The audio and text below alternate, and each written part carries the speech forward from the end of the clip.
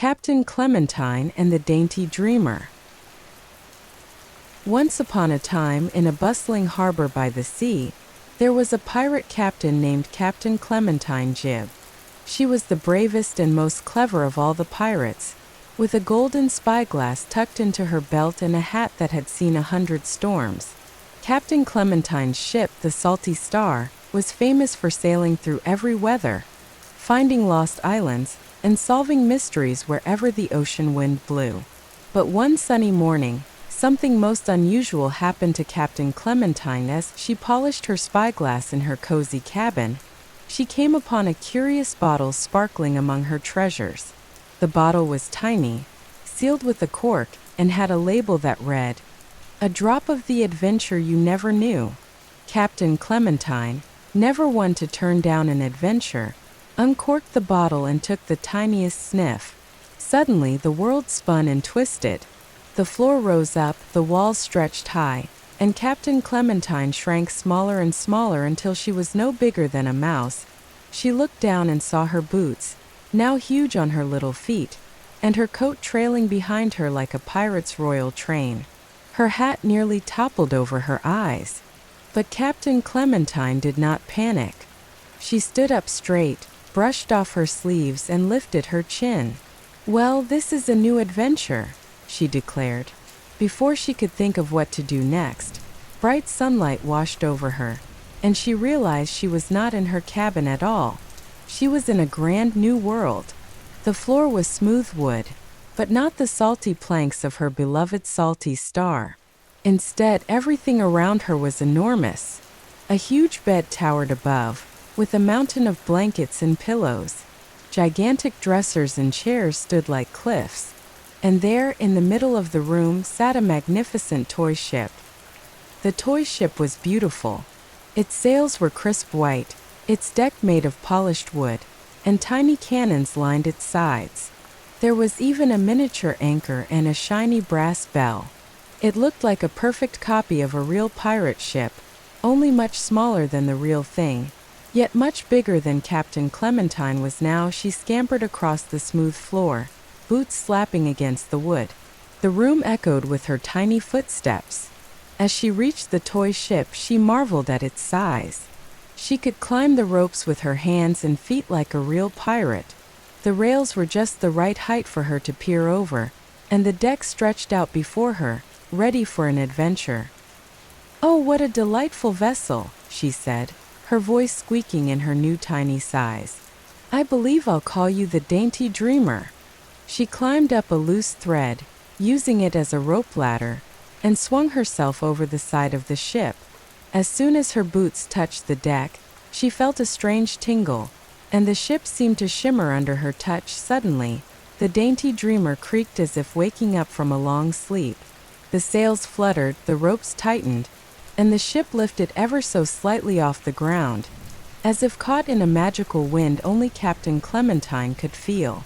She grinned.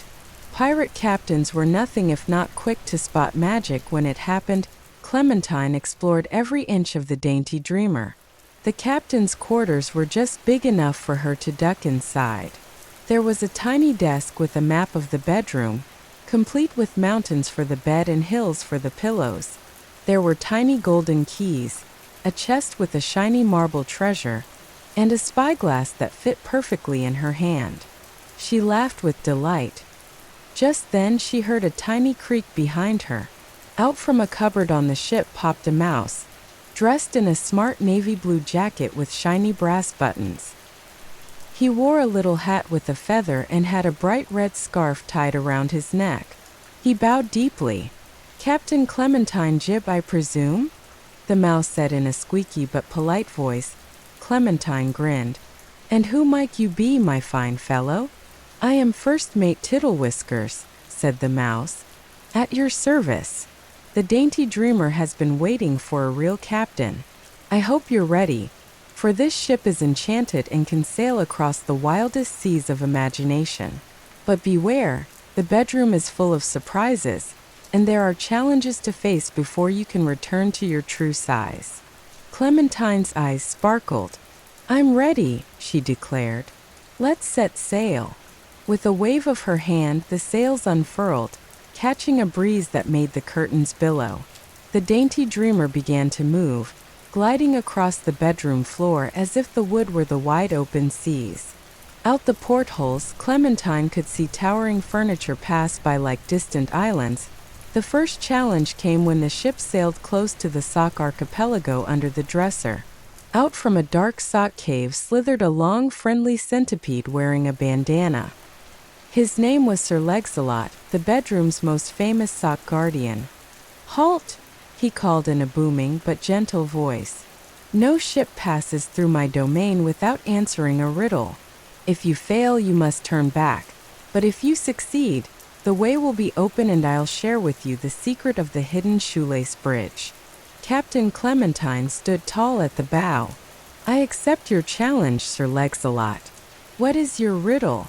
Sir Lancelot wiggled his many feet and recited, "I have keys but no locks. I have space but no room.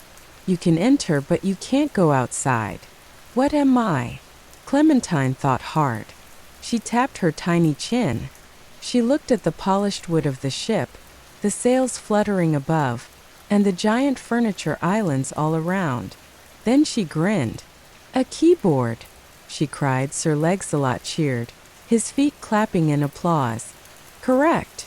You may pass, and here is my secret. When you reach the shoelace bridge, be sure to tug twice and whistle. The bridge will appear where you least expect it." With that, Sir Lancelot waved and slipped back into his sock cave. The Dainty Dreamer sailed bravely on, passing the dark shoals of the laundry basket and the stormy seas of the tumbleweed dust bunnies. The next great adventure came in the shadow of the towering bed. There, the ship was caught in a fierce wind as the curtains flapped wildly. The wind picked up the Dainty Dreamer and carried her high into the air, swirling her around and around. Clementine held tight to the wheel. "Steady, crew," she called. First Mate Tittlewhiskers clung to the rigging, and the tiny bell on the mast jingled furiously. The wind set the ship down with a thump on the bed's soft, pillowy surface. Here the world was different. The bedspread was a rolling field of hills and valleys, and the pillows looked like snow-capped mountains in the distance. The ship bounced along as if riding over gentle waves. Suddenly, there came a faint roar and a rustle. Out from behind a pillow mountain leaped Sir Pounce, the bedroom cat, who had been napping all afternoon. From her tiny place on the ship, Clementine saw Sir Pounce's enormous eyes and twitching whiskers. The cat was as big as a sea monster to her now. First Mate Tittlewhiskers trembled a little, but Clementine was not afraid. "Steady, Tittlewhiskers. I have an idea," she whispered. Sir Pounce prowled closer, his enormous green eyes fixed on the ship. Clementine remembered that cats love to play games more than anything.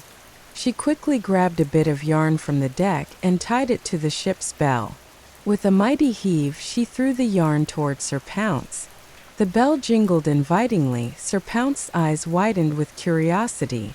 With a delighted purr, he batted the bell with his paw, sending the Dainty Dreamer spinning across the bed like a ship caught in a whirlpool.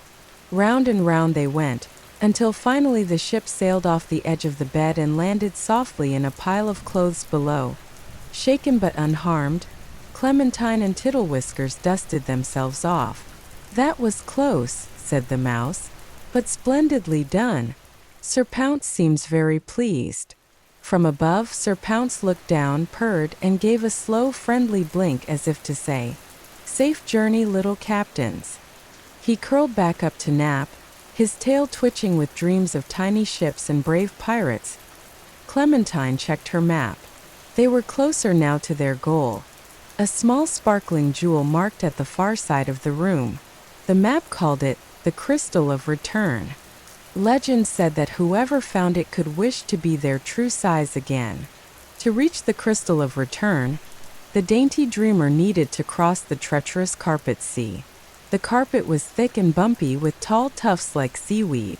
The ship could not sail here, so the clever captain and her mouse friend decided to disembark. They climbed down a shoelace ladder and trudged bravely across the shaggy carpet, boots sinking into the soft tufts. Suddenly, from behind a carpet hill, came a cheerful voice. "Hello, adventurers!" Out popped a toy soldier with a shining helmet and a wooden sword. He saluted smartly. "I am Captain Tinny, leader of the Toy Brigade. If you wish to cross the carpet sea, you must march in perfect step and answer my question. What is the bravest thing a pirate can do?" Clementine thought for a moment. She remembered all her adventures on the Salty Star. She remembered sharing treasure with new friends, helping lost ships find their way home, and facing storms with her crew.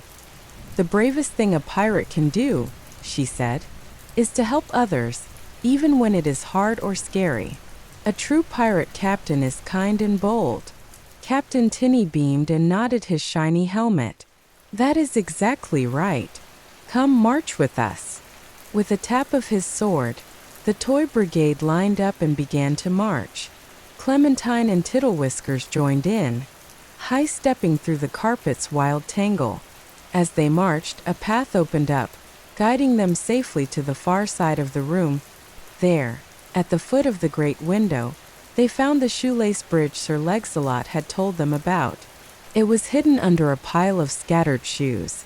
Clementine remembered the secret. Tug twice and whistle. She tugged on the end of the shoelace and whistled a jaunty pirate tune. To her delight, the shoelace rose up, stretching across the wide chasm between the shoes and the window ledge.